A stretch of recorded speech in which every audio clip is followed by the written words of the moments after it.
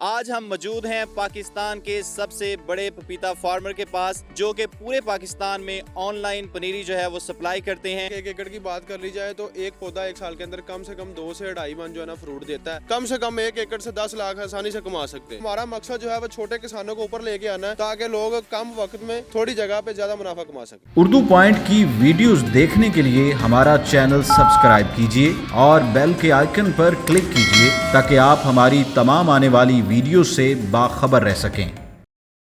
अस्सलाम वालेकुम नाज़रीन, उर्दू पॉइंट के साथ आपका मेज़बान यासिर जामी आपकी खिदमत में हाजिर है। आज हम मौजूद हैं पाकिस्तान के सबसे बड़े पपीता फार्मर के पास, जो कि पूरे पाकिस्तान में ऑनलाइन पनीरी जो है वो सप्लाई करते हैं। और क्योंकि पाकिस्तान में रोज़ बरोज़ पपीता की काश्त का रुझान बढ़ता जा रहा है, लोगों का इस तरफ बहुत ज़्यादा रुझान हो रहा है, क्योंकि इसकी सबसे बड़ी खूबी ये है कि इसकी काश्त से आप लाखों रुपए जो है वो सालाना मुनाफा हासिल कर सकते हैं।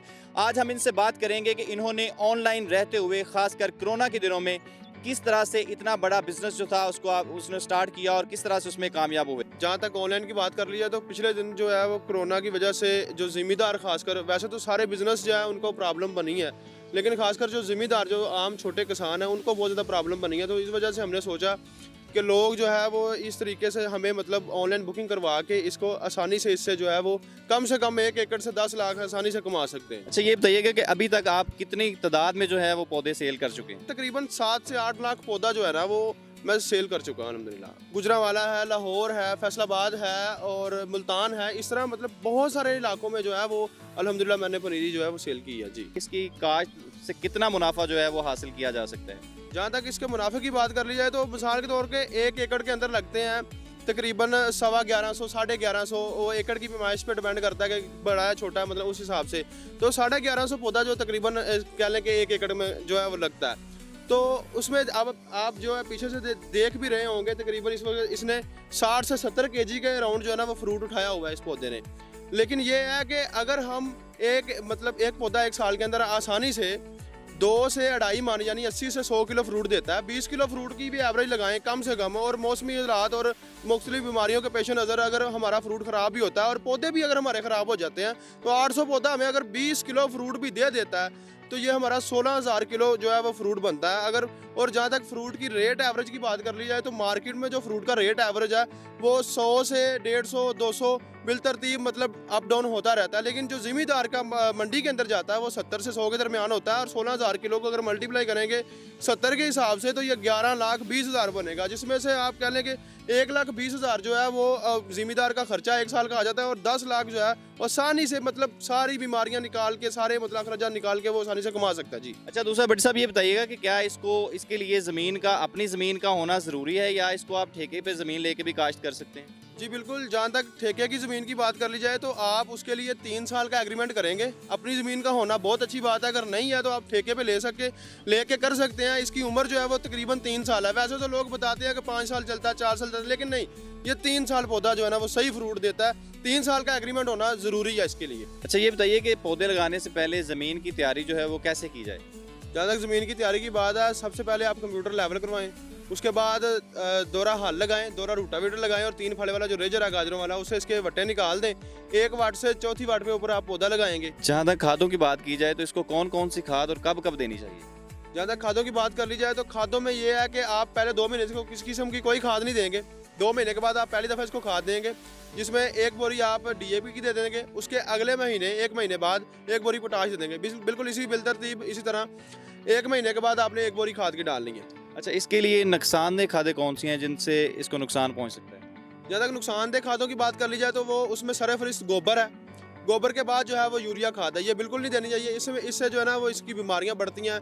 फ्रूट की जो है पिक जो है वो गिरफ्त जो है इससे कमज़ोर होती है, तो फ्रूट गिरता भी है नीचे और फंगस भी पैदा होती है। पानी लगाते वक्त कौन कौन सी एहतियात जो है वो करनी चाहिए?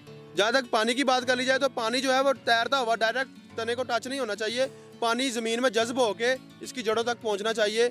यानी कि इसका ये फार्मूला है कि इसको आपने तारवतर रखना है, ना ज़्यादा खुश्क करना है और ना ज़्यादा पानी देना है। गोडी जो है वो कितने अरसे बाद करनी चाहिए और साल में इसको कितनी गोडियाँ करने की ज़रूरत होती है?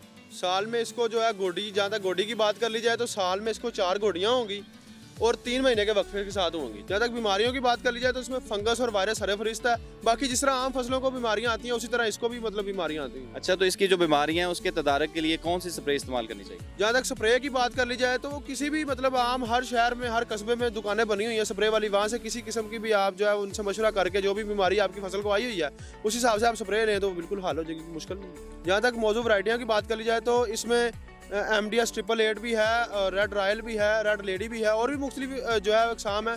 लेकिन इसमें जो सबसे बेहतरीन वैरायटी है ना वो सिर्फ और सिर्फ रेड लेडी है जी।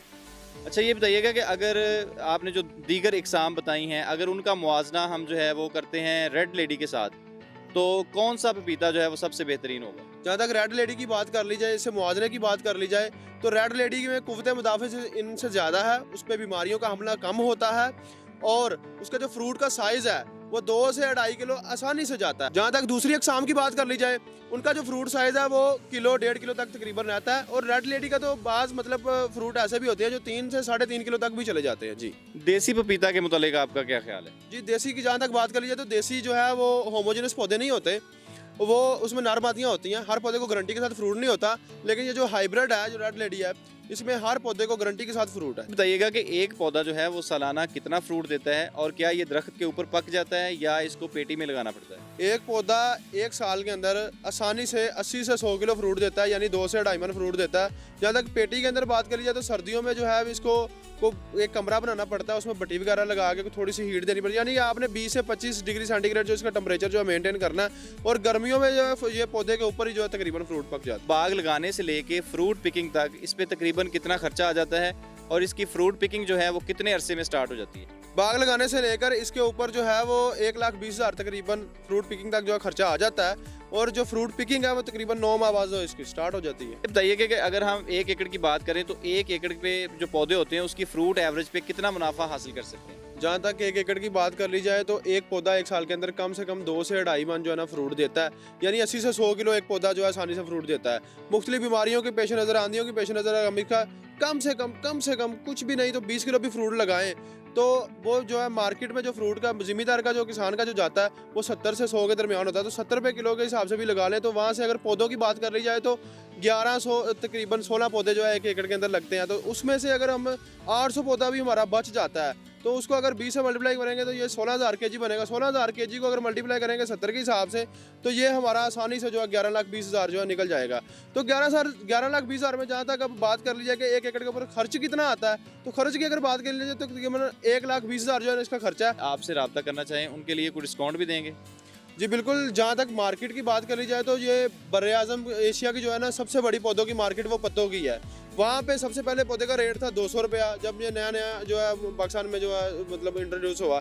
उसके बाद ये 150 पे आया, फिर 120 पे आया, आजकल ये 80 से 100 के दरमियान चल रहा है हाइब्रिड पौधे का रेट रेड लेडी का। लेकिन हम जो है ना वो आपको 60 रुपये का पौधा जो है इस प्लेटफॉर्म से अगर कोई हमसे कॉन्टैक्ट करेगा तो हम 60 रुपये का जो है पौधा देंगे। उसकी वजह ये है कि हमारा मकसद जो है वो छोटे किसानों को ऊपर लेके आना है ताकि लोग कम वक्त में थोड़ी जगह पे ज़्यादा मुनाफा कमा सकें। जो बंदा हमसे कांटेक्ट करना चाहता है वो डायरेक्ट कॉल हमें ना करे, हमें व्हाट्सएप पे एक ही वॉइस मैसेज के अंदर अपनी सारी डिटेल दे दे, हम 48 घंटे के अंदर अंदर उसको अपडेट कर देंगे। और जहाँ तक 1 एकड़ की बात करी जाए तो 1100 तकरीबन 16 पौधे जो है ना वो 1 एकड़ के अंदर लगते हैं। लेकिन आप कम से कम जो है ना वो 1150 की बुकिंग करवाएं ताकि कुछ पौधे जो है 3, 4, 10, 15 पौधे जो है ना वो मतलब लोडिंग और अनलोडिंग के वक्त ज़ाया भी हो सकते हैं। तो इस वजह से आपको किसी किस्म की परेशानी का सामना ना करना पड़े। अच्छा सर, ये बताइएगा कि इसकी जो पनीरी की बुकिंग का क्या तरीकाकार है?